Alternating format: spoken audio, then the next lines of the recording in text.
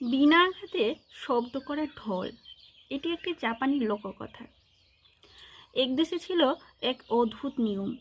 এই নিয়ম অনুযায়ী যারা বার্ধক্যে উপনীত হয়ে কাজ করতে অক্ষম হয়ে পড়তেন, তখন তাদের পাহাড়ে ফেলে আসতে হতো।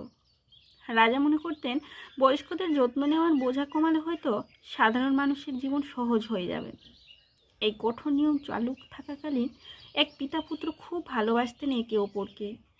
সময় গড়িয়ে গেল, পিতার বয়স হয়ে গেল, তিনি আর কাজ করতে পারতেন না। দেশের নিয়ম অনুযায়ী ছেলেকে বাধ্য হয়ে তাকে পাহাড়ে ফেলে আসতে হবে, কিন্তু বাবাকে ছেড়ে থাকতে পারার কথা ছেলে ভাবতেই পারছিল না। তবুও শাস্তির ভয়ে সে বাবাকে কাঁধে নিয়ে পাহাড়ের দিকে রওনা দিল। পাহাড়ের চূড়ায় পৌঁছে তার মন যেন কেঁদে উঠল। শেষ পর্যন্ত বাবাকে সেখানে রেখে আসতে আর পারল না। সে তাকে সঙ্গে নিয়ে ফিরে এলো এবং বাড়ির পিছনে লুকিয়ে রাখলো। চুপি চুপি তাকে খাবার এনে খাওয়াতে লাগলো। একদিন রাজা তার প্রজাদের বুদ্ধি পরীক্ষা করতে চাইলেন।